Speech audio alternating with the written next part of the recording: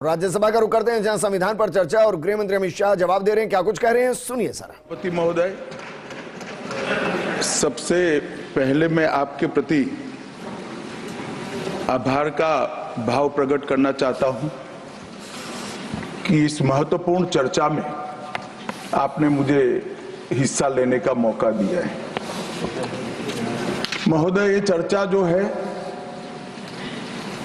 ये चर्चा एक और तो हमारे संविधान के कारण हमारा देश इतना कितना आगे बढ़ा, इसका जनता को एहसास कराएगी। दूसरी ओर हमारे संविधान की मूल भावनाओं के कारण ही 75 साल में लोकतंत्र के मूल पाताल तक गहरे गए हैं, इसका भी एहसास होता है। और तीसरी ओर ये भी मालूम पड़ता है, जब संविधान की भावनाओं को दरकिनार कर कर कोई अपने लिए संविधान को तोड़ मरोड़ कर आगे चलने का प्रयास करता है, तो किस प्रकार के अकस्मात और किस प्रकार की दुर्घटनाएं होती हैं। इस सभी दृष्टि से देखें तो संविधान की दोनों सदन में जो चर्चा हुई है, वो चर्चा एक प्रकार से हमारे किशोरों के लिए, हमारी युवा पीढ़ी के लिए आने वाले दिनों में ये दोनों महान सदन में बैठकर देश का भविष्य का निर्णय करने वालों के लिए बहुत शिक्षणात्मक रहेगी, ऐसा मेरा मानना है। और देश की जनता के लिए भी क्षीण करने में बहुत मदद करेगी कि किस पार्टी ने आज जो 75 साल की मीमांसा होगी, इसमें स्पष्ट हो जाएगा किस पार्टी ने जब जब जनता ने शासन अपने वो पार्टी के हाथ में दिया, संविधान का सम्मान किया है या नहीं किया है। मान्यवर, बहुत लंबी आजादी की लड़ाई के बाद हम आजाद हुए। जब हम आजाद हुए तब दुनिया भर के कई राजनीतिक पंडितों ने कई आगाहियां की थी कि ये देश बिखर जाएगा, शायद बन ही नहीं पाएगा। कुछ लोगों ने ऐसी आगाही की थी कि यहां डेमोक्रेटिक वैल्यू प्रस्तापित हो ही नहीं पड़ सकते, एकता हो ही नहीं सकती, और ये देश आर्थिक रूप से कभी भी आत्मनिर्भर नहीं हो पाएगा। और आज जब 75 साल के समय के बाद संविधान को स्वीकार करने के बाद पीछे मुड़कर देखते हैं, तो सरदार पटेल का मैं धन्यवाद करना चाहता हूं कि सरदार साहब के अथक परिश्रम के कारण आज देश एक होकर मजबूती से दुनिया के सामने खड़ा। मान्यवर, जो कहते थे लोकतंत्र इस देश में सफल नहीं होगा, मैं वो सभी लोगों को इस सदन के माध्यम से कहना चाहता हूं कि 75 साल हो गए, हमारे साथ भी पास पास पड़ोस में दुनिया भर में कई लोग आजाद हुए, नई शुरुआत की, वहां कई बार अकस्मात हुए, लोकतंत्र सफल नहीं हुआ। हमारा लोकतंत्र आज पाताल तक गहरा पहुंचा है। अनेक परिवर्तन रक्त की एक बूंद बहाए बगैर हमने करे हैं, और विचारधाराओं के आधार पर भी परिवर्तन करे हैं। अनेक तानाशाहों के गुमान, अभिमान और अहंकार को चूर चूर करने का काम इस देश की जनता ने किया है, मगर लोकतांत्रिक तरीके से किया है। और मान्यवर, जो कहते थे कि हम आर्थिक रूप से आत्मनिर्भर नहीं हो पाएंगे, उनको भी हमारी जनता ने, हमारे संविधान की खूबसूरती ने जवाब दिया है। हम आज दुनिया का 5वां अर्थतंत्र बनकर सम्मान के साथ, और ब्रिटेन जिन्होंने सालों तक हम पर राज किया, और ये जो मैंने तीनों आगाही कही वहीं से पक्ष विपक्ष में से आई थी, आज ब्रिटेन भी अर्थतंत्र की तालिका में हमारे पीछे खड़ा है। मान्यवर, ये हम सब के लिए गौरव लेने का पल है, हम सब के लिए बोध लेने का भी पल है, और हम सब के लिए संकल्प लेने का भी पल है। और ये सदन, जे आपने लगभग 80 से ज्यादा सांसदों को मान्यवर बोलने का मौका दिया। 31 घंटे की चर्चा हुई और ये चर्चा में सभी भाव पक्ष या विपक्ष से कहीं न कहीं प्रकट हुए।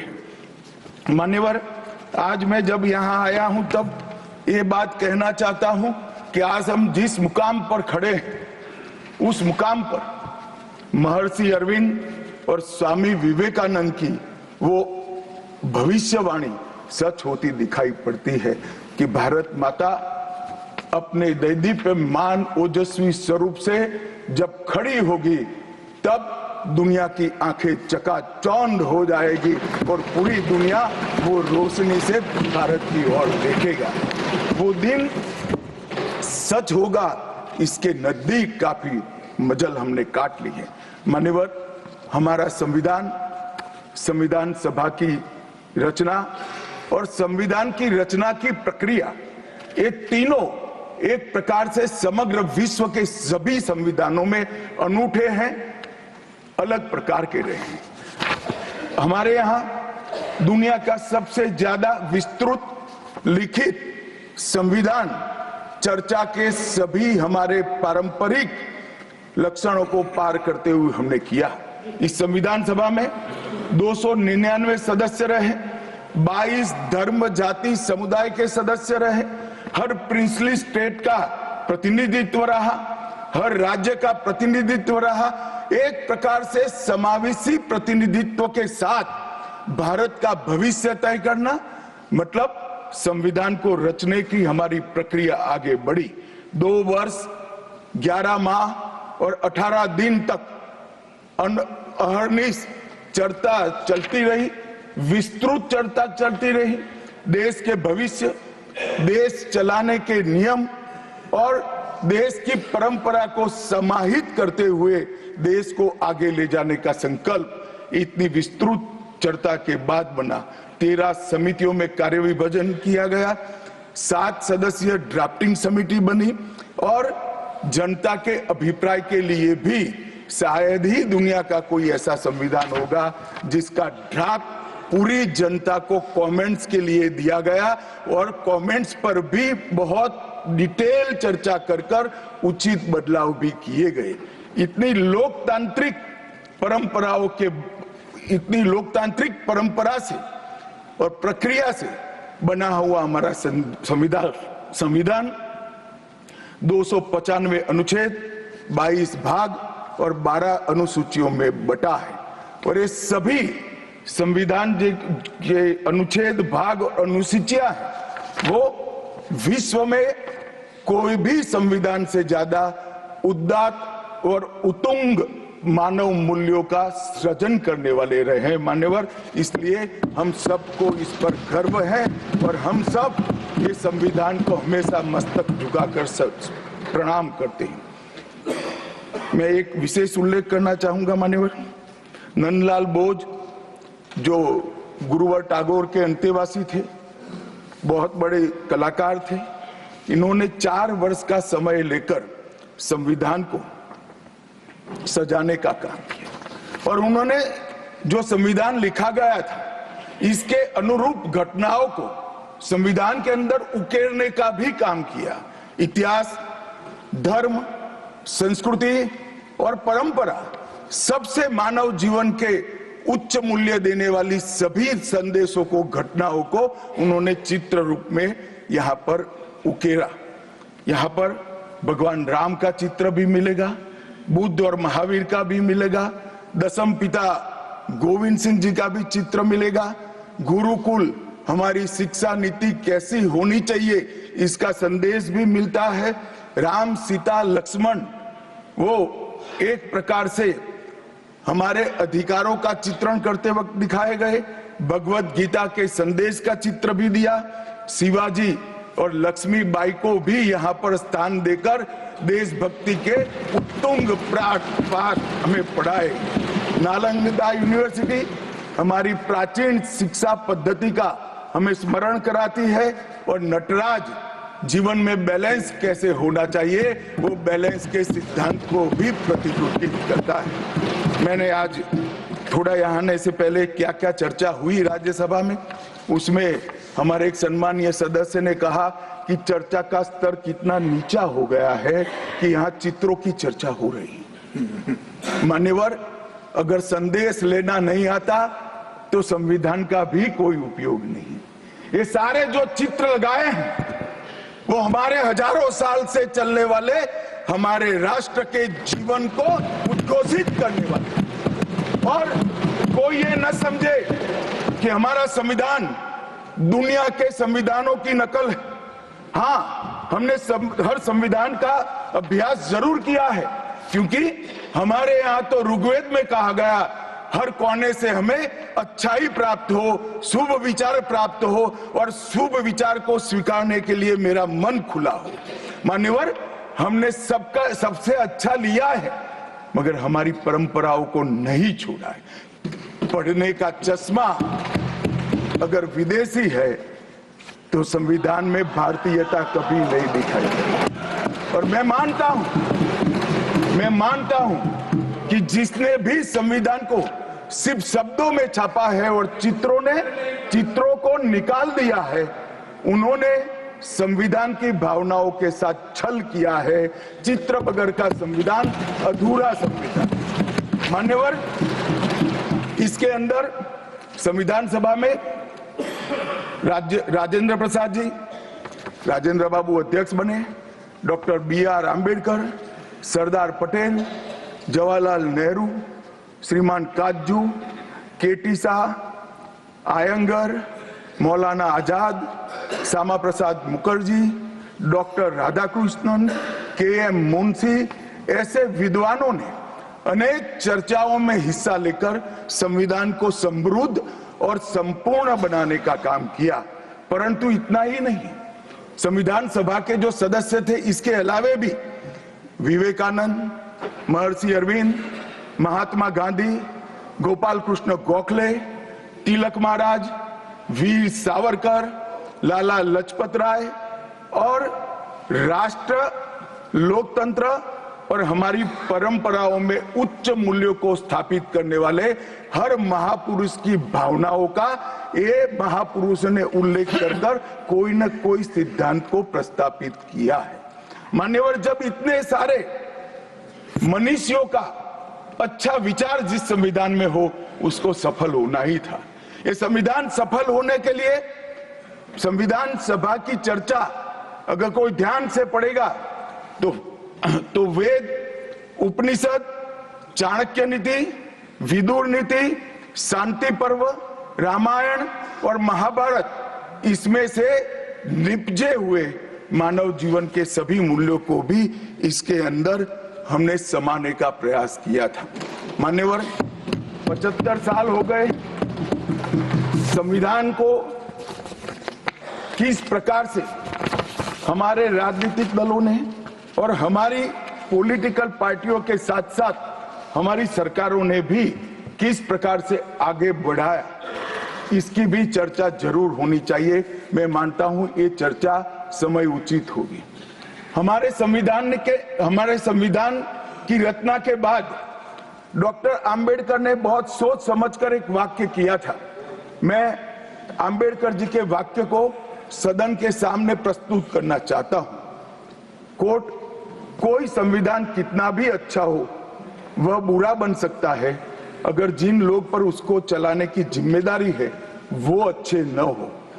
उसी तरह से कोई भी संविधान कितना भी बुरा हो वो अच्छा साबित हो सकता है अगर उससे चलाने वालों की भूमिका सकारात्मक और अच्छी हो। ये दोनों घटनाएं मान्यवर हमने हमारे संविधान के 75 साल के कालखंड के अंदर देखी है, और मैं तथ्यों के आधार पर सदन के सामने और सदन के माध्यम से देश की जनता के सामने भी रखना चाहता हूं। हमारे संविधान को कभी भी अपरिवर्तनशील नहीं माना गया। समय के साथ साथ देश भी बदलना चाहिए, समय के साथ साथ कानून भी बदलने चाहिए और समय के साथ साथ समाज भी बदलना चाहिए। परिवर्तन ये जीवन का मंत्र है, सत्य है। इसको हमारे संविधान सभा ने स्वीकार किया था। इसलिए आर्टिकल 368 में संविधान संशोधन इसके लिए प्रोविजन किया गया। अभी कुछ राजनेता आए हैं, 54 साल की आयु में अपने आप को युवा कहते हैं और ये घूमते रहते हैं, संविधान बदल देंगे, संविधान बदल देंगे, संविधान बदल देंगे। मैं उनको समझाना चाहता हूं कि संविधान बदलने का प्रोविजन, संविधान के प्रावधानों का बदलने का प्रोविजन अनुच्छेद 368 के अंदर संविधान में ही है। और मैं आज फिर से एक बार कहना चाहता हूं, थोड़ा ज्ञानवर्धन भी हो जाए किसी का। भाजपा ने 16 साल राज किया, माननीय 6 साल अटल जी ने किया, 10 साल मोदी जी ने किया और 5 साल और मोदी जी करें। एक प्रकार से 16 साल हमने शासन किया। 16 साल में हमने 22 बार संविधान बदला, संविधान के अंदर परिवर्तन की। और कांग्रेस ने 55 साल करा और 55 साल में 77 परिवर्तन कांग्रेस ने भी किए, कांग्रेस के शासन में भी हुए। अब भारतीय जनता पार्टी और कांग्रेस दोनों ने परिवर्तन किए। ये परिवर्तन का टेस्ट कैसा था, किस प्रकार से किए गए? संवैधानिक प्रक्रिया से भी परिवर्तन होते हैं और संविधान को तोड़ मरोड़ कर, फॉर्मेलिटी कर भी परिवर्तन कर सकते हैं। परिवर्तन करने का उद्देश्य क्या था, क्या हासिल करना था? क्या हमारे लोकतंत्र को मजबूत करने के लिए परिवर्तन किए गए? क्या हमारे जिनको अधिकार नहीं है ऐसे लोगों को समकक्ष अधिकार लेने के लिए परिवर्तन किए गए, या अपनी राज्य सत्ता को टिकाने के लिए परिवर्तन? इस पर से ही पार्टी का कैरेक्टर, पार्टी के चलने की पद्धति और पार्टी का संविधान में विश्वास, ये सबको मालूम पड़ता है। मैं ज्यादा संविधान के संशोधन में नहीं जाऊंगा मान्यवर। दोनों प्रमुख दलों के 4 संविधान संशोधन को मैं लेना चाहूंगा। पहला संशोधन हुआ 18 जून 1951 में। संविधान सभा ने ही ये संशोधन करना पड़ा, क्योंकि संविधान बनाने के बाद, संविधान स्वीकारने के बाद आम चुनाव में जाने तक का भी धैर्य कांग्रेस पार्टी में नहीं था। अभी लोकसभा नहीं बनी थी, अभी राज्यसभा नहीं बनी थी और संशोधन लेकर आए। अब उसका उद्देश्य क्या था? 19A जोड़ा गया। 19A जोड़ा गया, वो किस लिए जोड़ा गया? अभिव्यक्ति की आजादी पर स्वतंत्रता को, अभिव्यक्ति की आजादी, अभिव्यक्ति की स्वतंत्रता को कर्टेल करने के लिए पहला सुधार आया। और किसने किया है मान्यवर? उस वक्त प्रधानमंत्री कौन था? श्रीमान जवाहरलाल नेहरू उस वक्त प्रधान। आप बता चुके। अब मान्यवर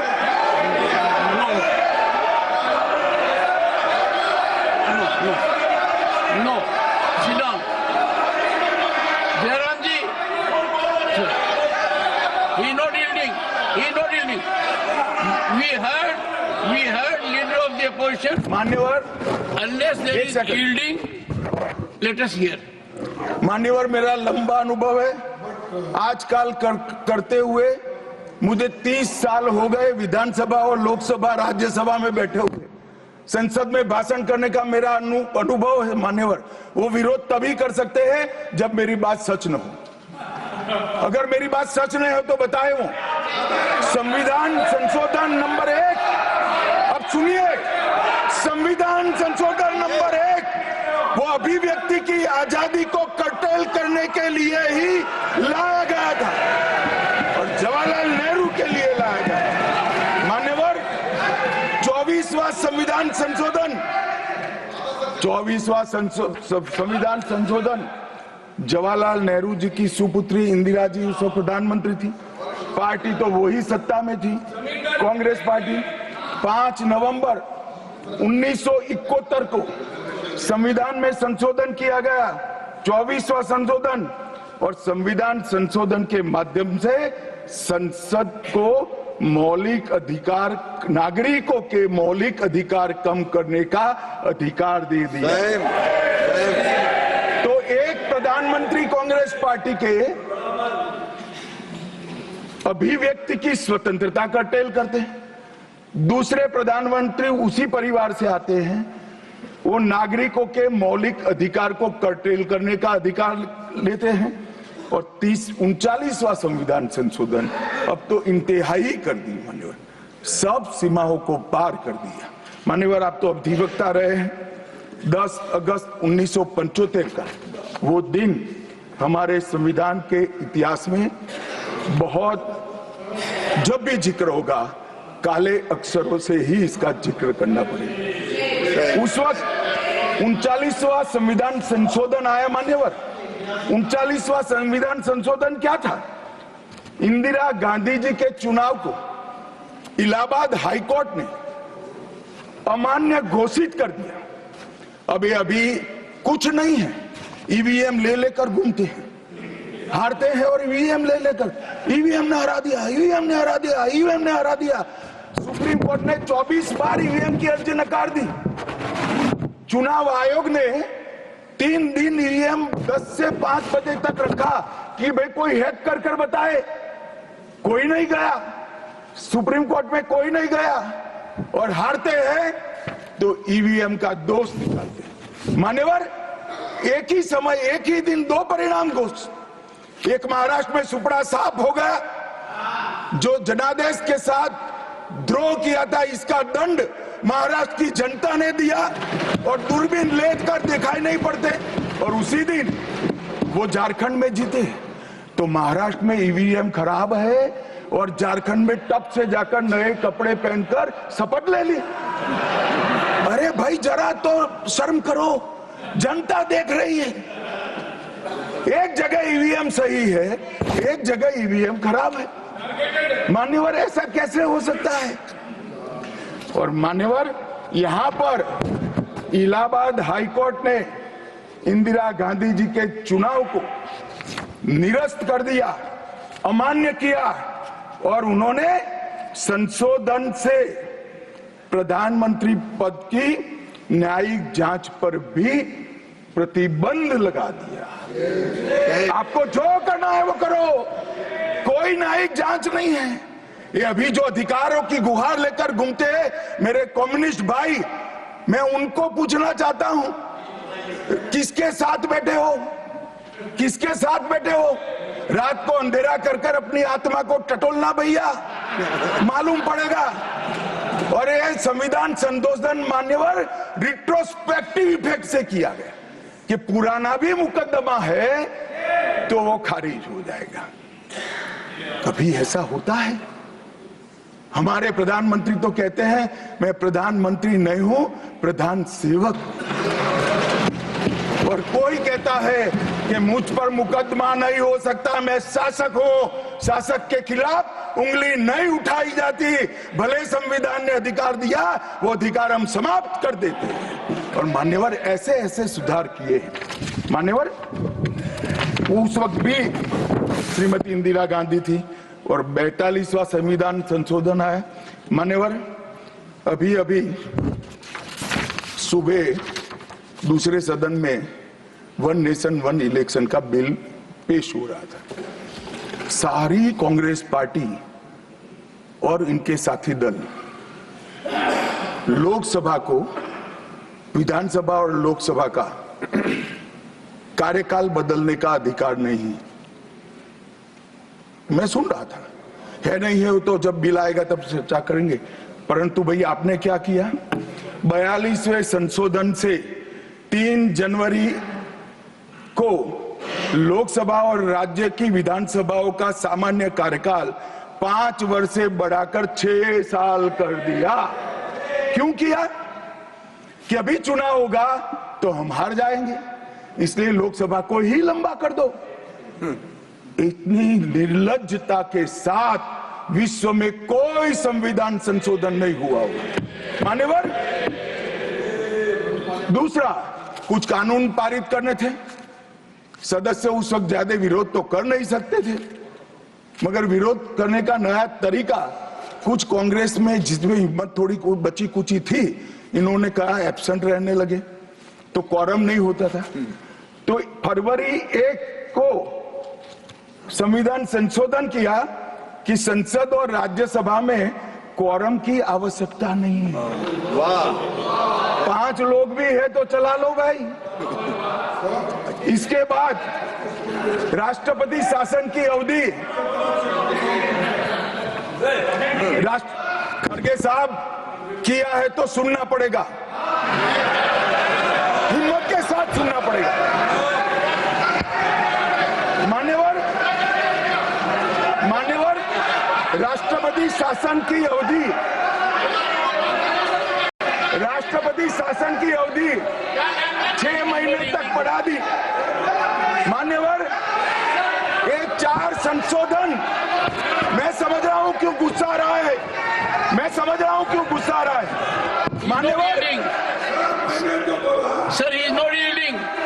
Honorable Home Minister is not yielding. Are you yielding, sir? मान्यवर मैं आपको एड्रेस करूंगा।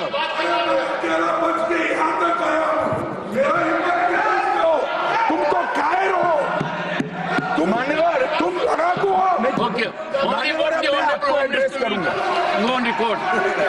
What the Honorable Home Minister खड़गे said. जी, खड़गे जी मैं आपका बहुत सम्मान करता हूं, आपकी हाजिरी वहां दर्ज करने के लिए कृपया बैठे, मुझे बोलने दीजिए।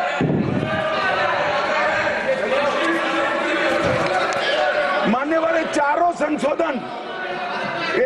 संशोधन मैं मेरी पार्टी के दफ्तर से नहीं ला सकता। ये चारों संशोधन संविधान में हुए, किसी को अदालत ने निरस्त किया, किसी को जनता पार्टी की सरकार आई तब उसको निरस्त किया, कुछ लिंगरिंग टेस्ट में रह गए, पर ये चारों संशोधन वास्तविकता है। ये 4 संशोधन से कांग्रेस पार्टी की संविधान सुधार करने की मंशा क्या है? एक में हम पर केस न हो, दूसरे में हम चुनाव हारने वाले तो समय बढ़ा देना, तीसरे में मेरे पर जांच नहीं हो सकती, और चौथे में नागरिकों के संविधान प्रदत्त अधिकारों को समाप्त करना। ये उद्देश्य बताते हैं। अब मैं हमारा 4 संशोधन लेकर आता हूं मान्यवर। सबसे पहला संशोधन नरेंद्र मोदी जी ने सरकार में किया, 101वां नंबर भी अच्छा आया है। 101वां संशोधन 1 जुलाई 17 को हम जीएसटी को लेकर आए मान्यवर, और इस देश के अर्थतंत्र को रिदम में लाने का, कश्मीर से कन्याकुमारी और कामाख्या से द्वारका तक विशाल फैले हुए देश को जीएसटी के तहत 100 अलग अलग बिक्री करके कानूनों को समाप्त कर कर, लोगों की हालाकी खत्म कर कर एक कानून लाने का काम नरेंद्र मोदी जी ने किया, और वो लोगों की भलाई की। कल की डिबेट मैंने पढ़ी है, कोई सदस्य बोले कि नरेंद्र मोदी जी ने विरोध किया था। मैं रिकॉर्ड पर कहता हूं, हाँ नरेंद्र मोदी जी ने विरोध किया था।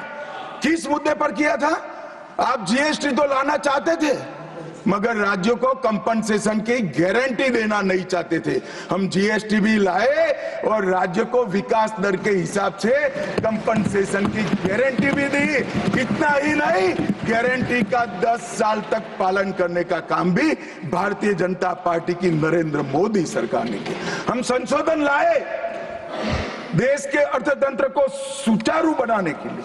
दूसरा संशोधन लाए, 102वां संशोधन, national commission of backward class को संवैधानिक दर्जा देने का काम।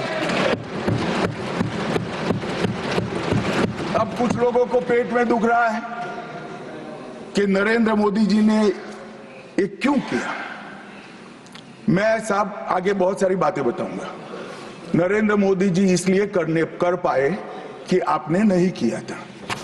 अगर आप ये कर देते तो मोदी जी के तो भाग्य में ही नहीं आता।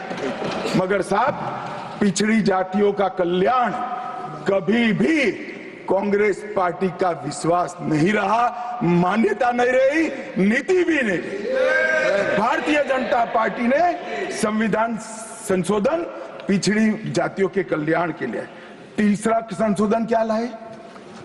130वां संशोधन 12 जनवरी 19, किसी भी जिनको आरक्षण का फायदा नहीं मिलता है, ऐसी जाति के गरीब से गरीब बच्चों को 10% आरक्षण देने का फैसला। गरीब कल्याण और गरीब हटाओ की बातों, गरीबी हटाओ की बातों सालों तक करी, सूद नहीं मिली, समय नहीं मिला। विचार नहीं आया। ये विचार नरेंद्र मोदी जी को आया और गरीबों को, बच्चों को 10% आरक्षण पूरे देश भर में दिया। मान्यवर 105वां संशोधन, ओबीसी की पहचान करने के लिए केंद्र के पास अधिकार थे। अब मैं बताना चाहता हूं, इतने बड़े विशाल देश में 140 करोड़ की जनसंख्या में पिछड़ी जातियों का पिछड़ापना क्या कोई एक केंद्र सरकार कर सकती है? फेडरल स्ट्रक्चर की बात करते हैं, मगर अब तक केंद्र सरकार के पास ही रहा था। नरेंद्र मोदी जी ने कहा इसके कारण पिछड़ा समाज को अन्याय होता है। आगे से ये संविधान संशोधन करने के बाद 10 अगस्त 2021 के बाद पिछड़ापन का निर्णय करने का अधिकार राज्य की सरकारों को देने का काम नरेंद्र मोदी। और मान्यवर सबसे अंतिम संशोधन में पांचवा कहना चाहता हूं, 106वां संशोधन, और मैं तो क्रम में बोला हूं, एक भी काटा नहीं। 101, 102, 103, 104, 105, 106 सभी के सभी जन कल्याण के लिए। और छठा सम्मेलन संशोधन था 28 सितंबर 2023 को, मातृशक्ति को शक्ति प्रदान करने का, मातृशक्ति को 33% आरक्षण, नारी शक्ति वंदन अधिनियम। मान्यवर, मैं आज आपके माध्यम से पूरे सदन से और पूरे सदन के माध्यम से देश भर की 140 करोड़ की जनता को कहना चाहता हूं कि जब इस दोनों सदन में 33% नारी शक्ति बैठेगी, संविधान निर्माताओं की कल्पना पूरी हो जाएगी। मान्यवर, इनकी आत्मा को बहुत शांति मिलेगी। इसके अलावा भी हम कई कानून लेकर आए। हम कानून लाए ट्रिपल तलाक को निरस्त करने का। अब ये कहते हैं आपकी वोट बैंक की राजनीति है। मान्यवर, सुप्रीम कोर्ट का कोई वोट बैंक होता है क्या? सुप्रीम कोर्ट तो चुनाव नहीं लड़ती है, जजों को चुनाव नहीं लड़ना है। ट्रिपल तलाक समाप्त करना चाहिए और साहबानों को मुआवजा देना चाहिए। दोनों जजमेंट सुप्रीम कोर्ट ने अलग अलग समय पर दिए थे, परंतु वोट बैंक की राजनीति हम नहीं कर रहे हैं। वोट बैंक की राजनीति कर कर मुस्लिम बहनों के साथ इतने साल अन्याय करने का काम एक कांग्रेस पार्टी ने किया। हमने तो ट्रिपल तलाक समाप्त कर कर मुस्लिम माताओं को, बहनों को अधिकार दिया। आपका कि भी अधिकार आपके पति जैसे हैं, मगर देखिए साहब, ट्रिपल तलाक समाप्त हो गया, अभी कोई नहीं कहता अच्छा हुआ। कैसे कहेगा? एक उदाहरण पड़ा है, हमारे आरिफ मोहम्मद खान बेचारे मंत्री थे, अच्छे खासे मंत्री थे, फर्राटे की अंग्रेजी बोलते थे, बहुत पढ़े लिखे व्यक्ति थे, फारसी के विद्वान, उर्दू के विद्वान, हिंदी तो मातृभाषा। अब उन्होंने कहा कि साहबानों को मुआवजा देना चाहिए। मंत्री पद भी गया, सांसद पद भी गया, और बेचारे कई सालों तक संघर्ष करते। कौन बोलेगा? मान्यवर, इनका जो पद्धति है वोट बैंक की पॉलिटिक्स करने की पद्धति है। मान्यवर, 2020 में हम नई शिक्षा नीति लाए। पहली शिक्षा नीति आजादी के बाद आई है जिसका विरोध कम्युनिस्ट भी नहीं कर पाए। बाकी तो शिक्षा नीति आए और कम्युनिस्ट पार्टी विरोध न करे, ऐसा कभी हो सकता है? मुझे भी बड़ा आश्चर्य होगा कि प्रकृति बदल गई है या उनका सोच बदल गया है। खैर, जो भी हुआ, फिर मुझे किसी ने बताया कि आपने इतनी अच्छी शिक्षा नीति लाए हैं कि इसका विरोध करोगे तो लोग उनका विरोध करेंगे, इसलिए विरोध नहीं किया है। मान्यवर, जम्मू कश्मीर में आरक्षण देने का संशोधन विधेयक लाए और 3 नए आपराधिक कानून भी हम लेकर आए। हमारी क्रिमिनल जस्टिस सिस्टम के ये 3 कानून 160 साल बाद पहले अंग्रेजों ने बनाए थे, अंग्रेजों की पार्लियामेंट में बने थे। नरेंद्र मोदी जी ने,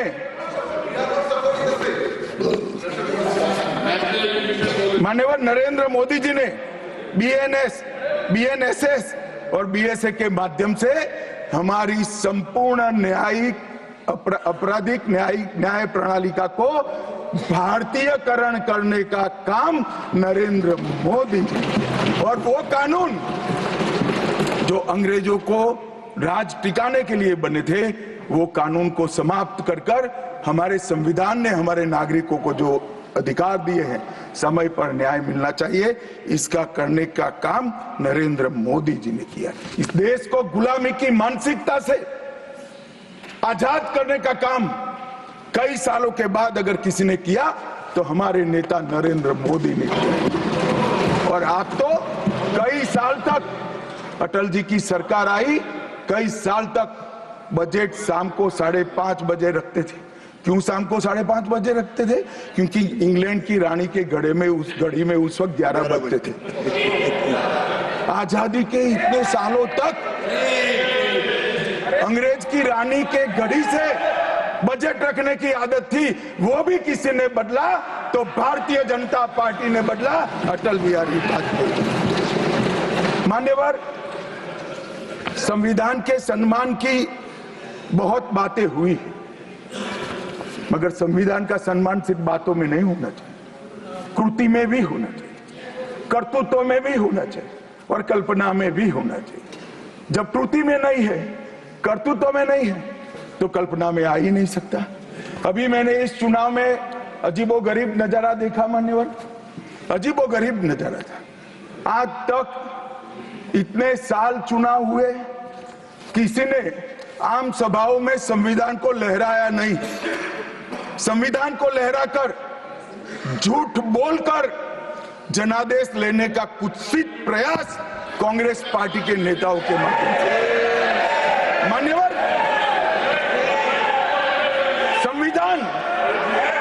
संविधान लहराने का मुद्दा नहीं है, संविधान बहकाने का मुद्दा नहीं है। संविधान विश्वास है, संविधान श्रद्धा है, संविधान को सम्मान करने का। मान्यवर, वो नरेंद्र मोदी जी, और लोकसभा में तो किसी को मालूम नहीं पड़ा।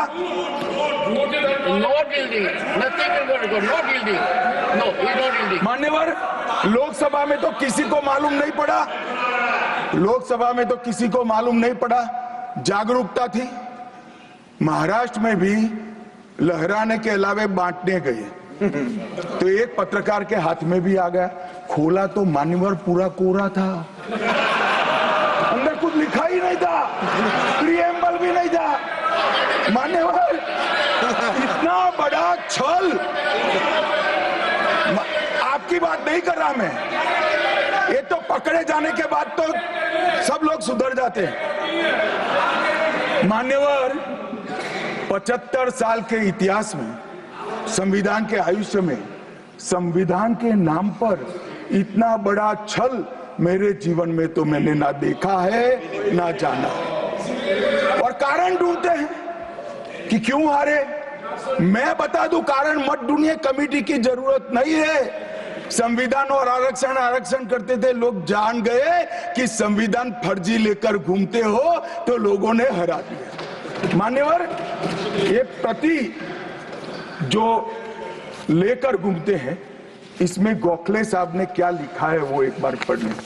उन्होंने लिखा है कि इंदिरा जी और कांग्रेस पार्टी ने संविधान पर सबसे ज्यादा कठोर कुठाराघात करने का काम किया है।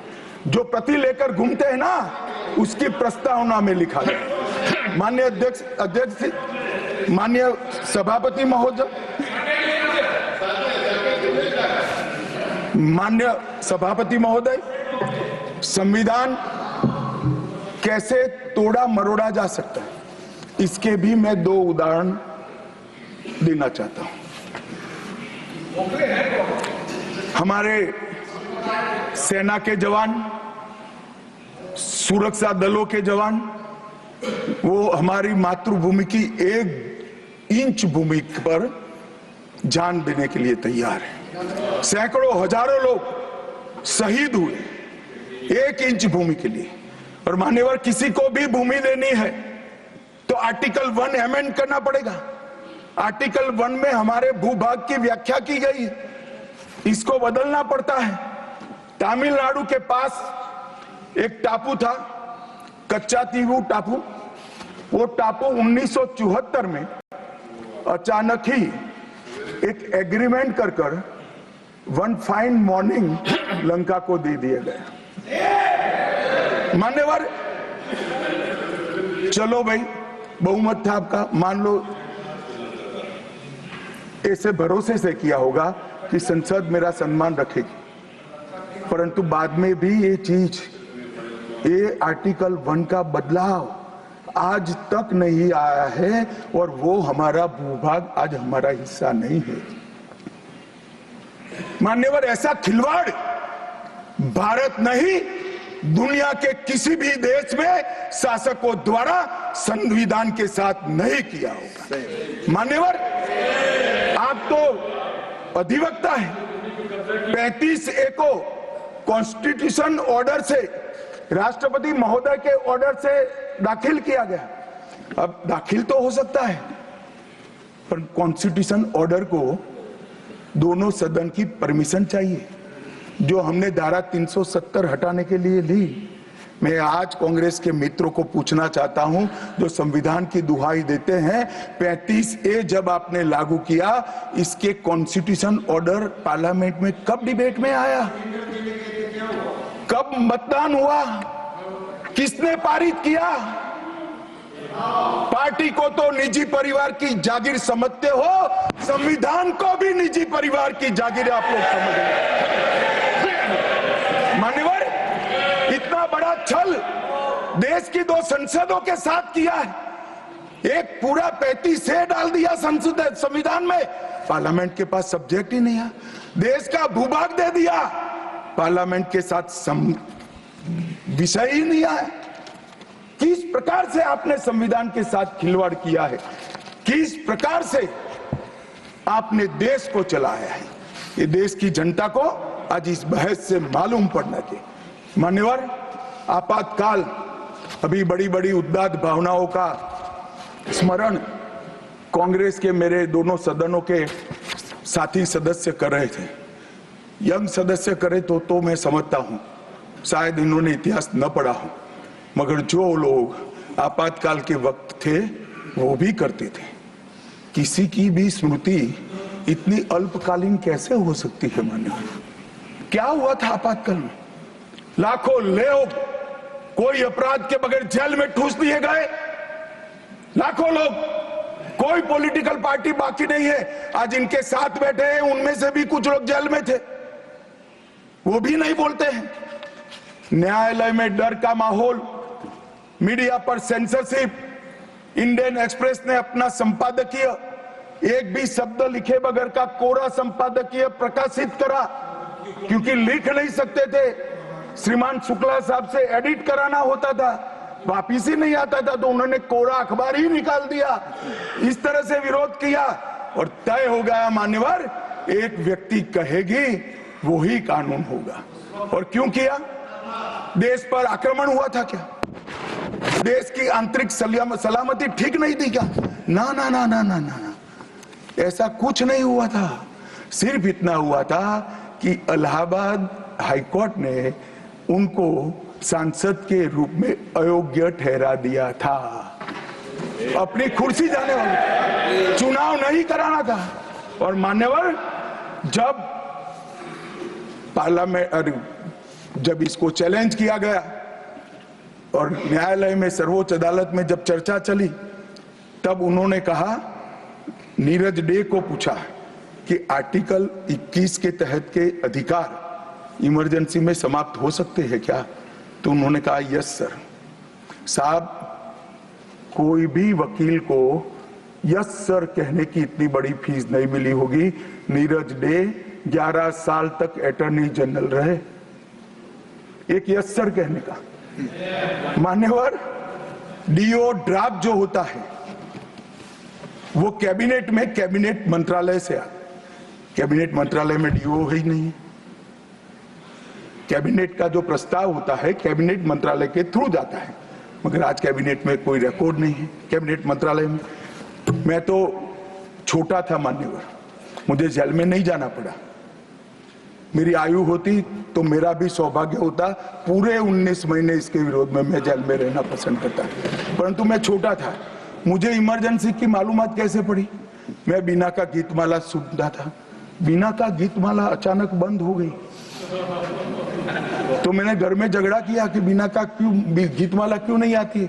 मेरे पड़ोस वाले चाचा ने कहा किशोर कुमार के साथ इंदिरा जी का झगड़ा हो गया है, बिना का गीतमाला में किशोर कुमार का आवाज नहीं आना चाहिए, तो नए गीतों की रिकॉर्डिंग हुई और किशोर कुमार और लता मंगेशकर के ड्यूएट गीत भी लता दीदी की आवाज में ही पूरे देश ने 19 महीना सुने साहब। देखिए डेमोक्रेसी की बात करें मान्यवर, इस प्रकार की कृति, ऐसा दंड दिया देश की जनता ने उनको कि अब स्वप्न में भी नहीं कर सकते हैं। ऐसी कृति कोई न करे, इसलिए ये बहस जरूरी है। और मान्यवर, हम तो संविधान का सम्मान करते हैं।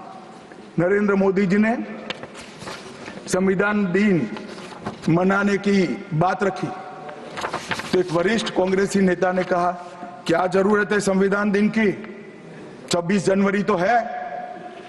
बोले भाई, संविधान को जितनी भी बार स्मरण करोगे, इसकी भावनाओं के प्रति आपकी आस्था दृढ़। और मान्यवर, इसलिए नरेंद्र मोदी जी संविधान दिन मनाते हैं और संविधान के निर्माताओं की पुण्य स्मृति में मनाते हैं। मान्यवर, उस वक्त आज ही मुझे किसी शायर ने दुष्यंत कुमार की पंक्ति भेजी है इमरजेंसी के लिए। मैं ज्यादा भाषण इमरजेंसी पर करना नहीं चाहता, परंतु मैं जरूर कहना चाहूंगा। दुष्यंत कुमार की पंक्ति है, एक गुड़िया की कई कठपुतलियों में जान है, एक गुड़िया की कई कठपुतलियों में जान है, आज शायर ये तमाशा देखकर हैरान है। कल नुमाइश में मिला वो चिथड़े हाल कपड़े पहने हुए, मैंने उसको नाम पूछा तुम कौन हो, तो उसने कहा मैं संविधान। दुष्यंत कुमार जी की कविता है मान्यवर, इंदिरा जी को समर्पित है। मान्यवर, जब संविधान बन रहा था, संविधान के हर आर्टिकल पर चर्चा चल रही थी। हम आजाद हो गए थे, आजाद हुए थे, पर हमारा देश कोई नया नहीं बना था। हम तो हजारों सालों से दुनिया में सबसे चिर पुरातन संस्कृति, चिर पुरातन धर्म और चिर पुरातन समाज जीवन लेकर निकले हुए देश हैं। हाँ, एक कालखंड के लिए गुलाम हो गए, आजादी मिली, आगे देश कैसे चले इसका एक डॉक्यूमेंट बनाना था। तो उस डॉक्यूमेंट में चर्चा में आया कि अब देश का नाम क्या हो। अंग्रेज लिख कर गए थे इंडिया, क्योंकि वो भारत को जानते ही नहीं थे। वहां जो प्रचलन में शब्द हो गए यूरोप में, वो शब्द उन्होंने हम पर थोप दिया था और गुलामी की मानसिकता ने इसको स्वीकार भी किया था। मगर जब आजाद हुए तब इस पर चर्चा हुई और अब उस वक्त के सदस्य सेठ गोविंदास ने दरखास्त किया कि देश का नाम भारत रखना चाहिए। उस वक्त जवाहरलाल नेहरू ने कहा कि पीछे देखने की जरूरत नहीं है, भविष्य की ओर देखिए। और मान्यवर, देश के नाम के अंदर इंडिया भी रहा, भारत भी रहा। खैर, मैं इस पर टिप्पणी करना नहीं चाहता, परंतु नजरिए का सवाल है। अगर इंडिया के चश्मे से भारत को देखोगे तो भारत समझ में नहीं आएगा, पूरा जीवन चला जाएगा। और इसलिए इन्होंने अपने गठबंधन का नाम भी इंडिया ही रखा है, इसीलिए रखा है, वही सोच से चलना है। और मान्यवर, हमारे प्रधानमंत्री जी ने विकास तो करना है, दुनिया में सबसे आगे बढ़ना ही है, विकास के साथ साथ विरासत को भी अपना कर आगे बढ़े। गुलामी की हर परंपरा को हम समाप्त करना चाहते हैं। हम एक आजाद मुल्क है, सार्वभौमत्व से लैस मुल्क है, किसी की परंपरा हमें स्वीकार नहीं है। परंपरा बदलनी है तो हम बदलेंगे, नए कपड़े हर कोई पहनता है, हम भी पहनेंगे, परंतु हमारी पुरानी परंपराओं पर हमें शर्म नहीं है। और मान्यवर, क्या किया नरेंद्र मोदी जी ने, राजपथ जो अंग्रेज सम्राट के सम्मान में नाम रखा गया था, उसका नाम बदलकर कर्तव्य पथ रखा था। इंडिया गेट पर किंग पंचम जॉर्ज की मूर्ति लगी थी, मूर्ति हटा दिया, शर्म के मारे में स्थान खाली था। हमने वहां सुभाष बाबू की प्रतिमा लगा। मान्यवर, नेवी का चिन्ह जो देकर गए थे वही चलता था। हमने वीर छत्रपति शिवाजी महाराज की नेवी के चिन्ह को हमने भगवान बिरसा मुंडा की 150वीं जयंती को जनजातीय गौरव वर्ष के रूप में मनाया। राष्ट्रीय युद्ध स्मारक हमने बनाया और राष्ट्रीय युद्ध स्मारक में अमर जवान की ज्योति को विलीन करने का काम भारतीय जनता पार्टी के नेता नरेंद्र मोदी। संसद के अंदर राजा जी ने जो उदात्त भावनाएं व्यक्त की थी, जिसको जवाहरलाल जी ने भी स्वीकारा था, मगर बाद में शर्म का एहसास हुआ, सेंगोल को इलाहाबाद के म्यूजियम में भेज दिया। नरेंद्र मोदी जी ने विधिवत तरीके से सेंगोल को संसद के अंदर प्रस्तावित कर नई संसद बनाई और विश्व भर में चोरी की गई मूर्तियां, आर्टिफैक्ट्स जो थे वो 345 हजारों साल पुराने हमारे मूर्तियां और आर्टिकल्स, उसको वापस लाने के लिए हमारे विदेश मंत्रालय ने काम किया। न्यू एजुकेशन पॉलिसी, पूरा देश अंग्रेजी में चले, ऐसे षड्यंत्र चले इतने सालों तक। न्यू एजुकेशन पॉलिसी में हमने कंपलसरी कर दिया बच्चे की प्राथमिक शिक्षा मातृभाषा में होगी। मान्यवर, मातृभाषा में आईएएस आईपीएस का एग्जाम नहीं दिया जाता था, हमने वहां मातृभाषा में एग्जामिनेशन को किया। अभी तमिलनाडु के सदस्य बोल रहे थे, पहले आप जिनके साथ बैठे हो उनके शासन में तमिल में आईएएस आईपीएस का पेपर नहीं लिख सकते थे। आज तमिल मीडियम में बड़ा हुआ बच्चा गर्व के साथ देश का टॉप ब्यूरोक्रेट बन सकता है। ये व्यवस्था हमने करी। मान्यवर, अंडमान और निकोबार के द्वीप समूह का नाम जो अंग्रेज रखे थे वो छोड़कर गए थे। सुभाष बाबू ने जब अंडमान निकोबार जीता तब उन्होंने नामकरण किया था शहीद और स्वराज, उसको भुला दिया गया। आजादी के बाद फिर से अंग्रेजों का नाम वापस लाए, नया न रखो कोई बात नहीं भाई, सुभाष बाबू ने रखा निकाल दिया। हमने डंके की चोट पर सुभाष बाबू के नाम शहीद और स्वराज दोनों वापस लाने का काम किया। ल्यूटियन में रेस कोर्स रोड पर रहते थे, हमने लोक कल्याण मार्ग करा। डेलहाउसी रोड का नाम दारा सिकोह के नाम से किया और निर्मला जी ब्रीफकेस की जगह वही खाता लेकर आज जब बजट देती है तब पूरे देश भर के भारतीय संस्कृति के लोगों को आनंद होता है।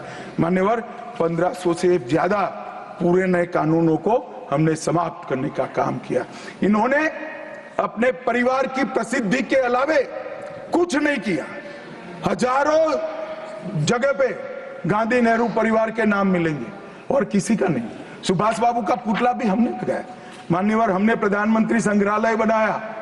जवाहरलाल जी से लेकर नरेंद्र मोदी जी के पहले जितने बने वो सभी प्रधानमंत्रियों के जीवन कवन को हमने दिखाने का काम किया। वहां पहले सिर्फ जवाहरलाल जी का मिशन, G20 की अध्यक्षता हमने की और भारतीय सांस्कृतिक और वैश्विक समन्वय को हमने प्रोत्साहित। राम मंदिर का निर्माण, काशी विश्वनाथ धाम का पुनरुद्धार, काशी उज्जैन शारदा पीठ, करतारपुर साहिब कॉरिडोर, योग को वैश्विक पहचान और 160 साल पुराने कानूनों को खत्म करने का काम नरेंद्र मोदी जी ने किया। हम पीछे नहीं गए। ऐसा वो मानते थे पीछे चले जाओगे, पीछे नहीं गए। पीछे तो आप छोड़कर गए थे। आप 14वें नंबर पर छोड़कर गए थे, अटल जी 11 पे लाए, फिर 11 से नीचे नहीं गए, देश पर बड़ा उपकार किया। मोदी जी 11वें से 5वें नंबर पर लाए और 27 में 3रे नंबर पर पहुंच गए। मान्यवर, अभी कुछ नेताओं को आरक्षण में चुनाव जीतने की फॉर्मूला दिखाई पड़ती है। आरक्षण आरक्षण आरक्षण आरक्षण आरक्षण कोई आज की कल्पना नहीं है, हमारे संविधान निर्माताओं ने की। आर्टिकल 15 और 16 में एससी, एसटी और ओबीसी को आरक्षण का प्रोविजन किया गया है मान्यवर। ये मूल प्रोविजन है, कोई नया नहीं है। इतनी जोर से आरक्षण आरक्षण आरक्षण कर कर छाती चौड़ी कर कर चिल्लाते। आज मैं बताना चाहता हूं कि कांग्रेस पार्टी किस प्रकार से आरक्षण विरोधी पार्टी है मान्यवर। इनका कहना और करना दोनों अलग है मान्यवर। आरक्षण के लिए नेहरू जी के उद्गार अंत में मैं बताऊंगा, परंतु ओबीसी को आरक्षण देने के लिए 1995 में 55 में काका साहेब कालेलकर कमीशन बना मान्यवर। इसका रिपोर्ट कहां है? दोनों सदन के रिकॉर्ड पर मैंने ढूंढा, कहीं नहीं, बुला दिया गया। क्यों? क्योंकि ओबीसी को आरक्षण मिलता था। पार्लियामेंट लाइब्रेरी में है। बैठिए बैठिए बैठिए ना, मैं प्रक्रिया बताता हूं। अर्ध सत्य नहीं बोलता हूं भाई। एक सेकंड। छिपा कैसे सकते हो? छिपा कैसे सकते हो? बाबा साहब आंबेडकर का संविधान है, देश में लोकतंत्र है, कैसे छिपाओगे मान्यवर? कोई भी रिपोर्ट आता है, कोई भी रिपोर्ट आता है, अरे सुनो, अब कोई भी रिपोर्ट आता है उसको कैबिनेट के सामने रखना पड़ता है, फिर इस पर कार्यवाही जो की उसकी रिपोर्ट के साथ संसद के सामने रखना है। सही कह रहे हैं, उन्होंने संसद में लाने की जगह पुस्तकालय में रख दिया। ओबीसी का आरक्षण, ओबीसी का आरक्षण इन्होंने लाइब्रेरी में रख दिया। और मान्यवर,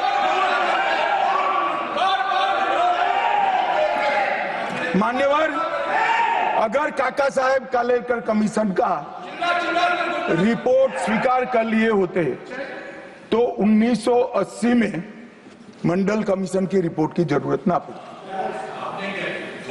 मंडल कमीशन का रिपोर्ट कमीशन ही इसलिए बनाया गया क्योंकि काका साहेब कालेलकर कमीशन का रिपोर्ट स्वीकारा नहीं, और 80 में मंडल कमीशन का भी रिपोर्ट आ गया, किसी ने इसका अमल नहीं किया। अमल कब हुआ? जब 90 में इनकी सरकार गई तब अमल हुआ। और मान्यवर, तब तक मंडल कमीशन के रिपोर्ट को भी ठंडे बस्ते में डाल दिया गया। 90 में, अरे सुनिए सुनिए मान्यवर,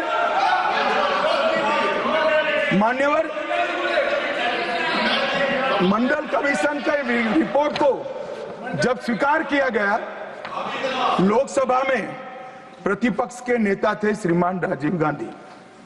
मैंने राजीव गांधी जी के सभी भाषणों को खंगाला। सबसे लंबा भाषण मंडल कमीशन के रिपोर्ट के विरोध करने के लिए किया है। और इन्होंने कहा पिछड़ों को आरक्षण देने से इस देश में योग्यता का अभाव हो जाएगा। अब ये तो आपके विचार हैं मान्यवर। राजीव गांधी की स्पीच भी, श्री राजीव गांधी की स्पीच भी लोकसभा के रिकॉर्ड पर पड़ी है। लाइब्रेरी में आप जाते हैं, लोकसभा की स्पीच निकलवा कर नहीं पढ़ते। जयराम जी पढ़ लीजिए एक बार। और नरेंद्र मोदी जी ने क्या किया मान्यवर? ओबीसी कमीशन को नरेंद्र मोदी जी ने मान्यता दी, पिछड़ा वर्ग का सम्मान किया, नेट, नीट, जेईई उसमें ओबीसी का आरक्षण किया। और इन्होंने क्या किया? अभी भी ये तो सब नेहरू जी, इंदिरा जी और अब भी चलता रहता है। ये कि इन्होंने क्या किया? झूठ बोलना शुरू किया कि हम आरक्षण बढ़ा देंगे, आरक्षण बढ़ा देंगे, आरक्षण बढ़ाना चाहिए, आरक्षण 50% से ज्यादा बढ़ा। ये क्यों बढ़ाना है मैं बताना चाहता हूँ। मान्यवर, झूठ नहीं, असत्य, झूठ की जगह असत्य। चलिए मान्यवर, खड़गे जी की बात को स्वीकार कर लेता हूं। उन्होंने झूठ नहीं बोला, वो सत्य से परे बोले हैं, वो नहीं बोलना चाहिए मान्यवर। इन्होंने 50% से ज्यादा आरक्षण करने की वकालत की।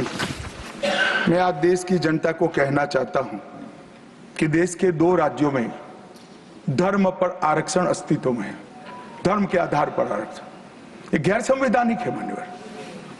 संविधान सभा की कोई भी डिबेट आरक्षण के प्रावधान करने वाले आर्टिकल की पढ़ लीजिए, इसमें स्पष्ट किया गया है कि कोई भी आरक्षण धर्म के आधार पर नहीं हो सकता, आरक्षण पिछड़ापन के आधार पर।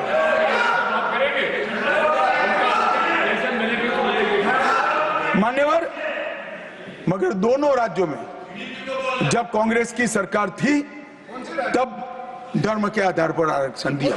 अब क्या हुआ है, सुप्रीम कोर्ट में रुक जाता है क्योंकि 50% की सीमा है। वो ओबीसी का कोई कल्याण नहीं चाहते हैं, 50% की सीमा बढ़ाकर मुसलमानों को आरक्षण देना चाहते हैं, माननीय, धर्म के आधार पर आरक्षण देना चाहते हैं। और मैं आज फिर से एक बार इस सदन में जिम्मेदारी तब के साथ कहता हूं, दोनों सदन में जब तक भाजपा का एक भी सदस्य है, धर्म के आधार पर आरक्षण हम नहीं होने देंगे। ये संविधान विरोधी है। मान्यवर, मैं अब कांग्रेस पार्टी ने कभी धर्म के आधार पर आरक्षण अरे दिया है।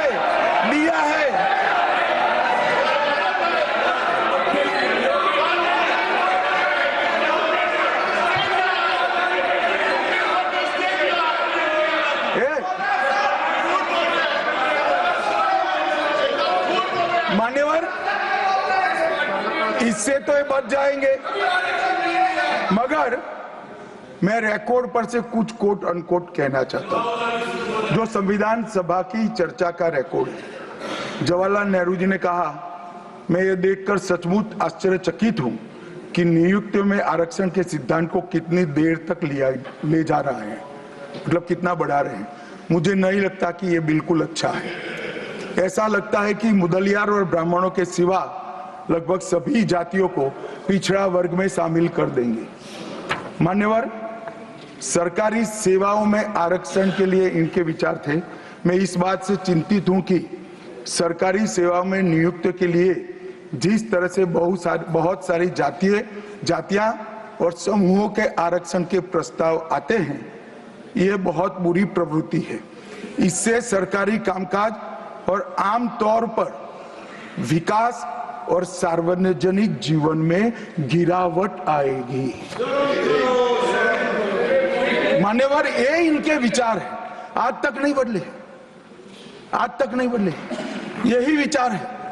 मगर अभी जोर से बोलना, एक शब्द का प्रयोग मैं नहीं कर सकता, आगे गलती हो गई थी, असत्य बोलना और सार्वजनिक रूप से बोलना, इस सिद्धांत को कुछ नेताओं ने स्वीकार कर लिया। मान्यवर, हमारे संविधान के directive of principle of state policies भाग 4 के अनुच्छेद 44 में एक एंट्री है जो कॉमन सिविल कोड की यूसीसी की बात करती है। क्योंकि हमारे संविधान का फैब्रिक पंथ निरपेक्ष है, हर जाति, हर धर्म, समुदाय के लोगों के लिए समान कानून होना चाहिए, इसका हमारा संविधान पक्षधर है। मान्यवर, ये यूसीसी क्यों नहीं आया? यूसीसी इसलिए नहीं आया कि संविधान सभा समाप्त होने के बाद, चुनाव होने के बाद, पहले प्रधानमंत्री जवाहरलाल नेहरू जी मुस्लिम पर्सनल लॉ लेकर आए और यूसीसी नहीं आया। मैं आज कांग्रेस पार्टी को इस सदन में सार्थ पूछना चाहता हूं, क्या पंथ निरपेक्ष राष्ट्र के अंदर सभी धर्मों के लिए एक कानून होना चाहिए या नहीं होना चाहिए, इसकी कांग्रेस पार्टी स्पष्टता करे। क्या आप मुस्लिम पर्सनल लॉ का समर्थन करते हैं? और मान्यवर, इससे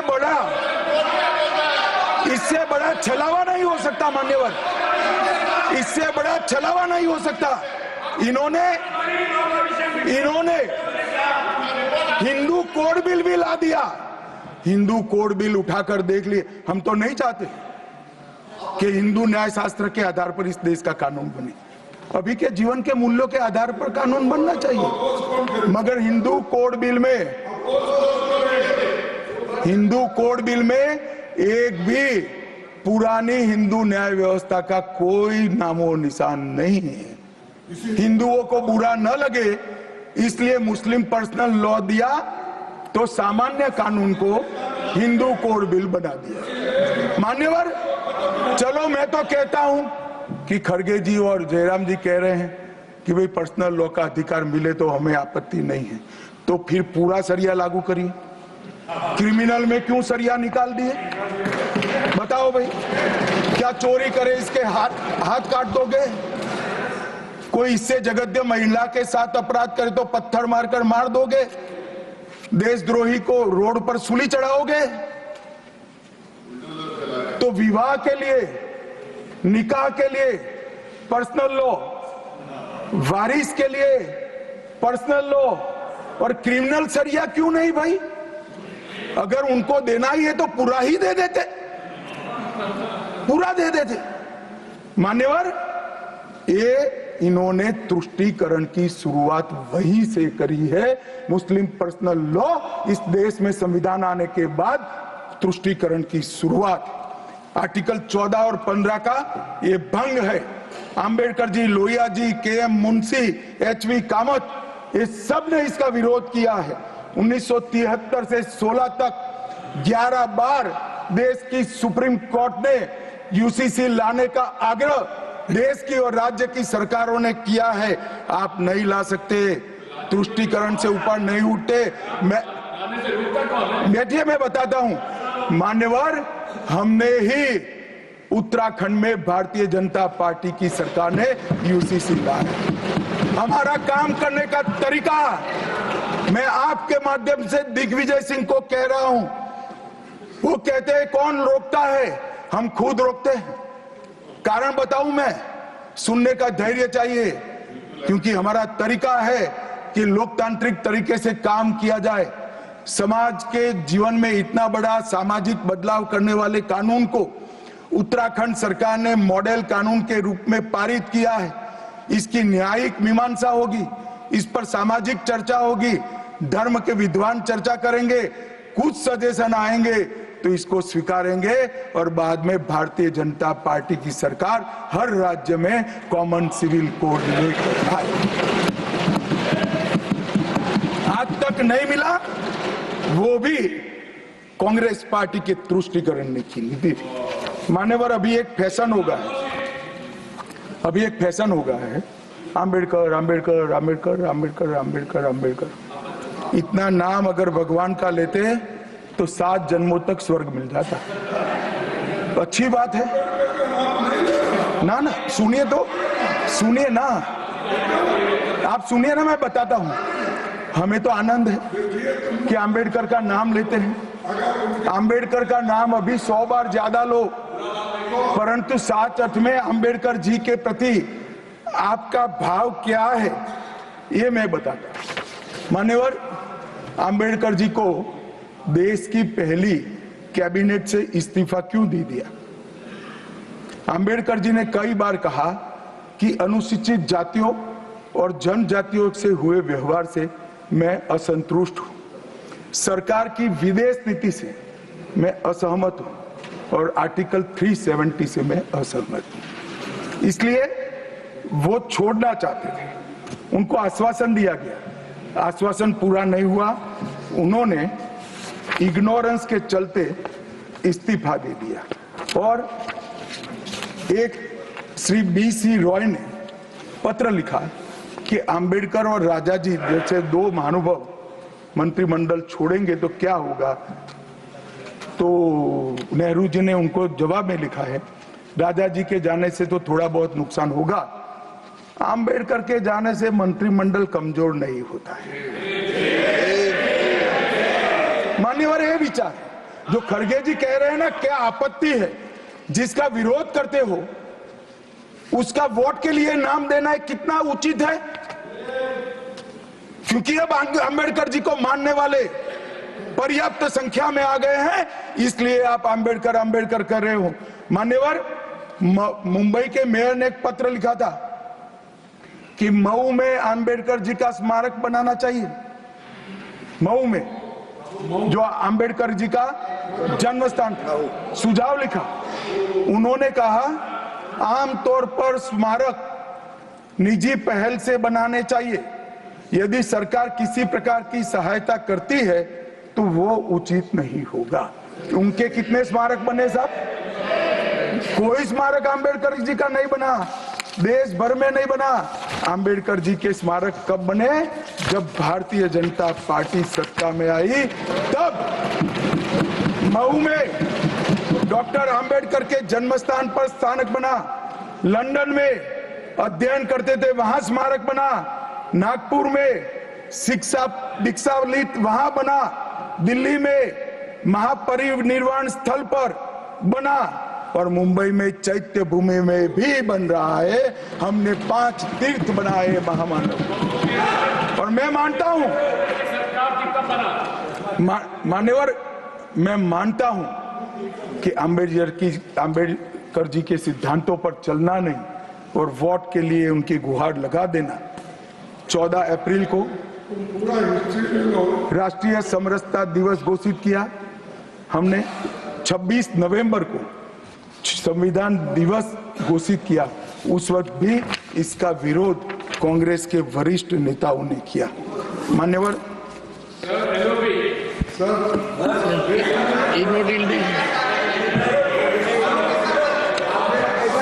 मान्यवर 370 पर कई बार चर्चा हुई है। मैं ज्यादा कहना नहीं चाहता।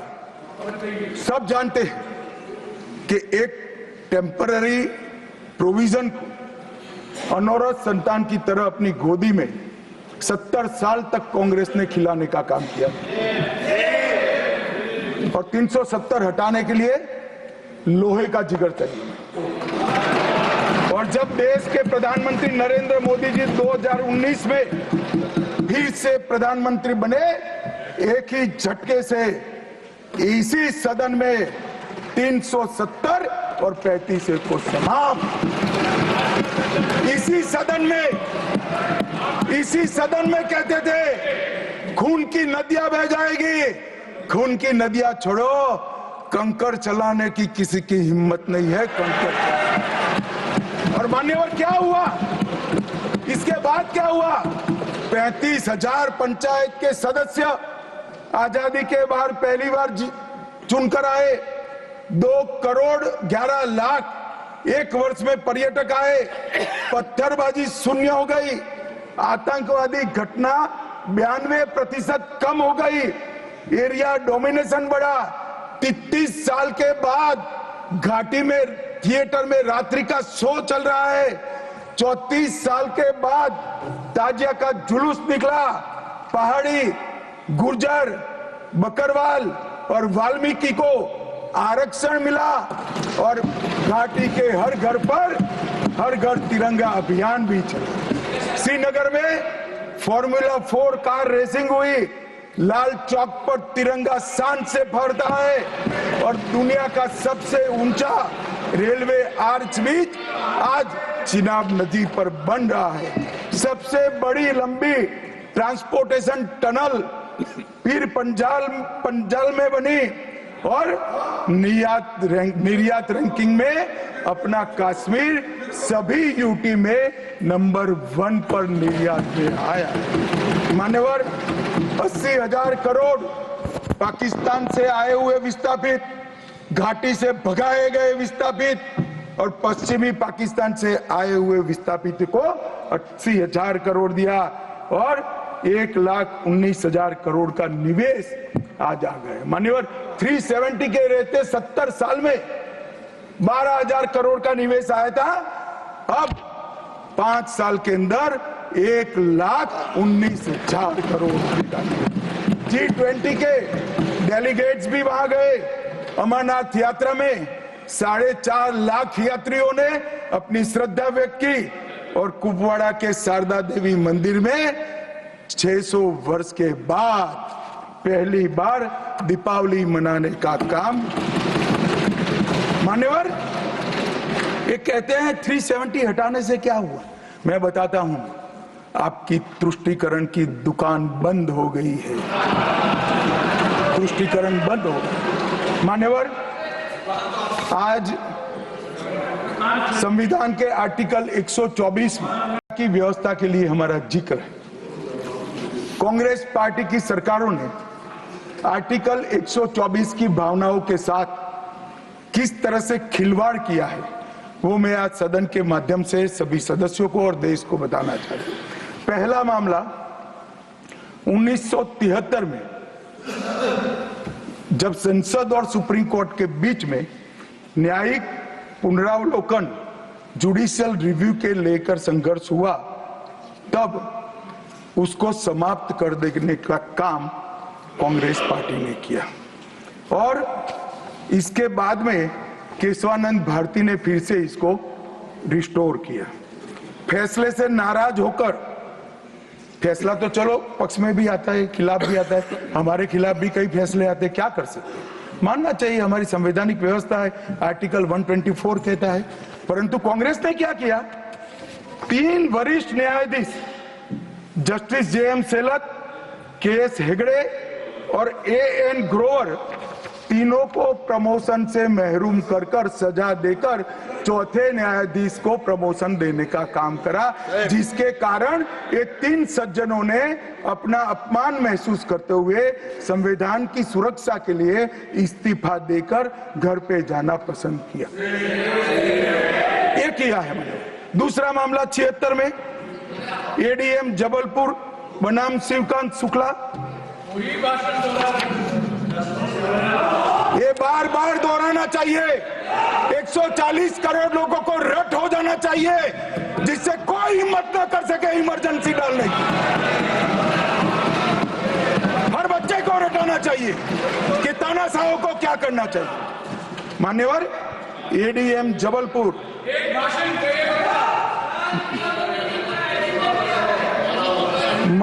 ADM जबलपुर जस्टिस खन्ना बेचारे 3 विरुद्ध 1 लघुमती फैसला दिया। क्या हुआ, वो कभी भी चीफ जस्टिस नहीं बन पाए। मान्यवर, उनको रिटायर्ड हो जाना। ADM जबलपुर। और उसके बाद में तीसरा मामला, कॉलेजियन प्रणाली को एक साथ इन्होंने 18 उच्च न्यायालय के न्यायाधीशों का ट्रांसफर कर दिया, जिसमें 4 मुख्य न्यायाधीश भी थे। और कारण क्या था मान्यवर, क्यों किया? कोई कदाचार था, कोई भ्रष्टाचार था? ना ना ना ना, ये सभी 18 उच्च न्यायालय के न्यायाधीशों ने प्रत्यक्षीकरण मतलब हेबियस कॉर्पस को एंटरटेन किया, जो उनका संवैधानिक अधिकार है। इमरजेंसी में कैसे हेबियस को आप एंटरटेन कर सकते हो, इस मुद्दे पर उन्होंने इसको आगे कर दिया। मान्यवर, आर्टिकल 34, 14 और 21 इसकी सेंस को निकाले तो हर व्यक्ति को समानता से जीने का अधिकार है। हम कम्युनिस्ट सोच से बना हमारा संविधान नहीं है।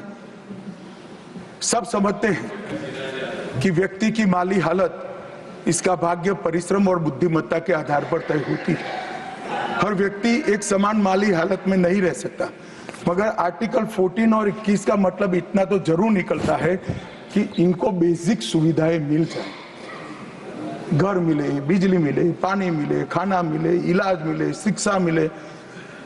75 साल तक इस देश की जनता को गरीबी हटाओ का नारा देने वाले कांग्रेस पार्टी गरीब रखे।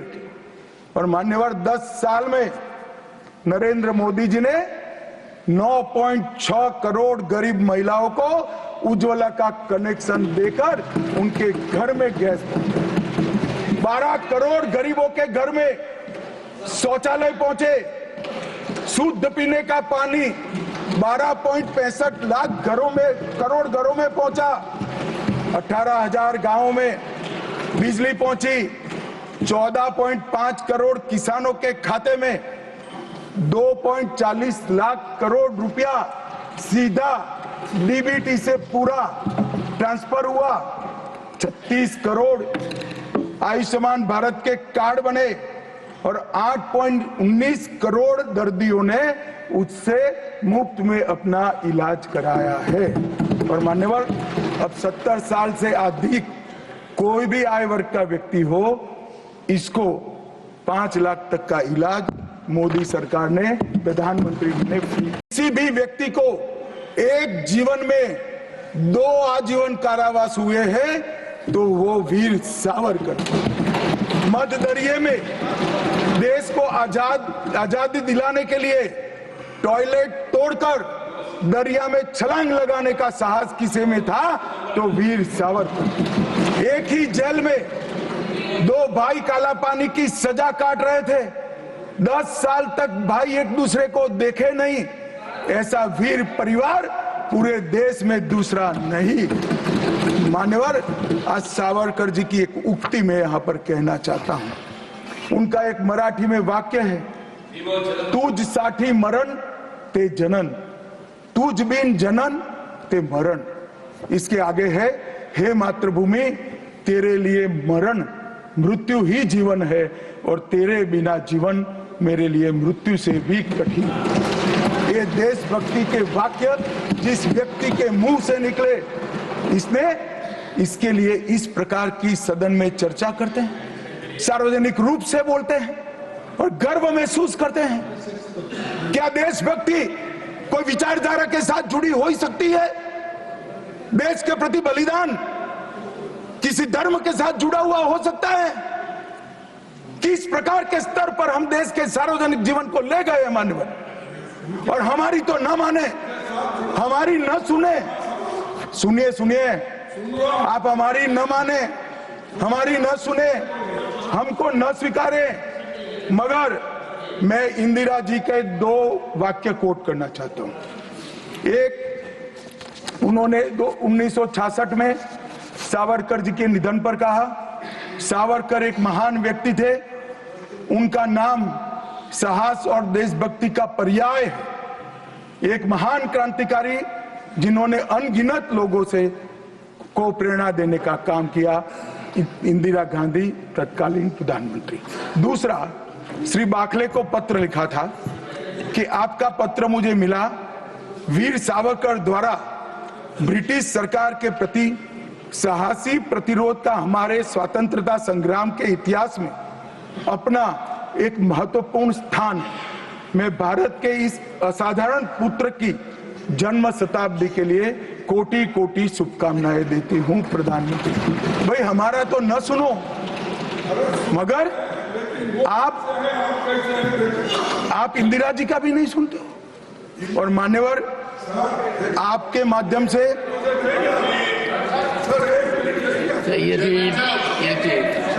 ना सब बीच में नहीं जगह होती।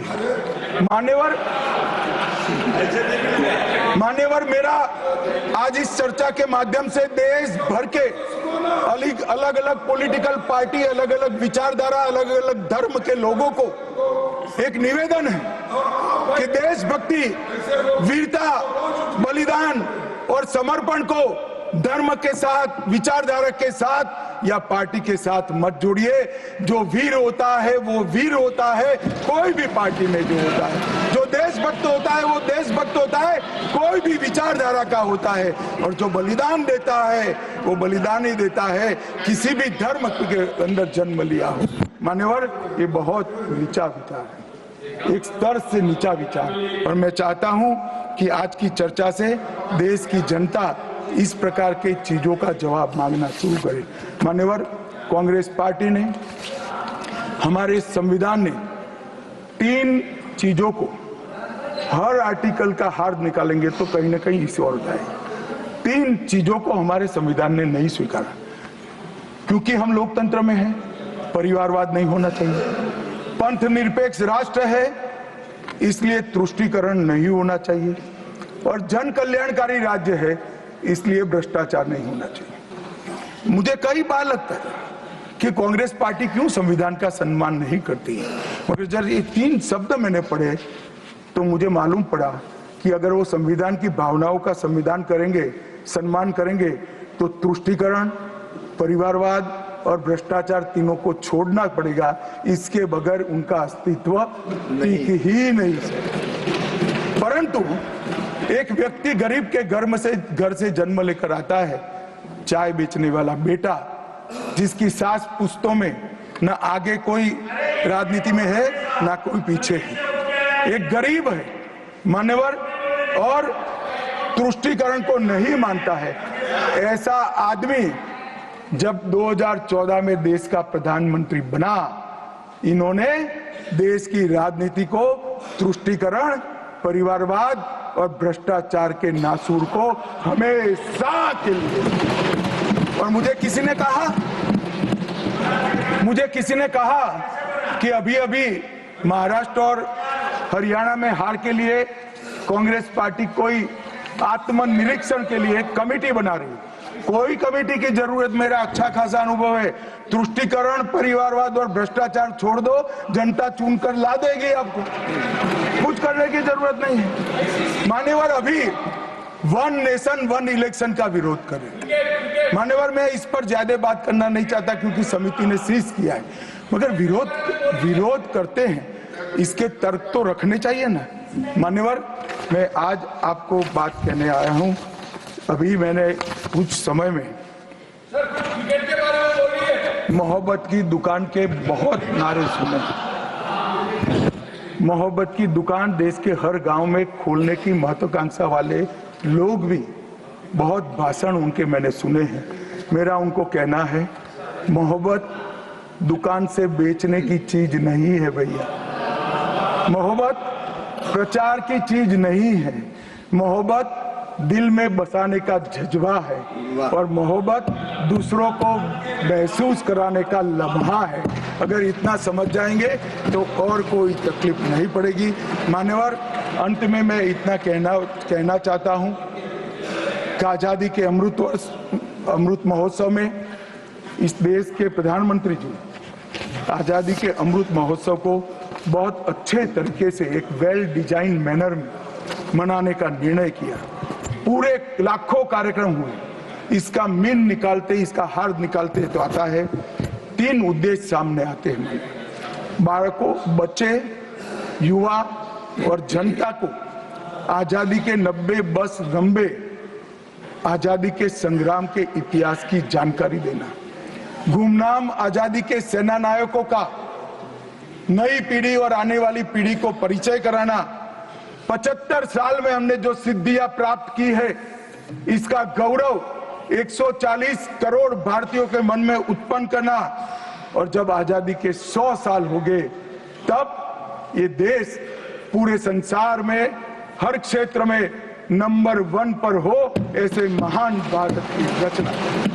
और ये संकल्प अब श्री नरेंद्र मोदी का नहीं रहा है, ये संकल्प देश के 140 करोड़ लोगों का संकल्प हो गया है। इसको जब भी मैं जनता के बीच में जाता हूं, इसको महसूस भी करता हूं।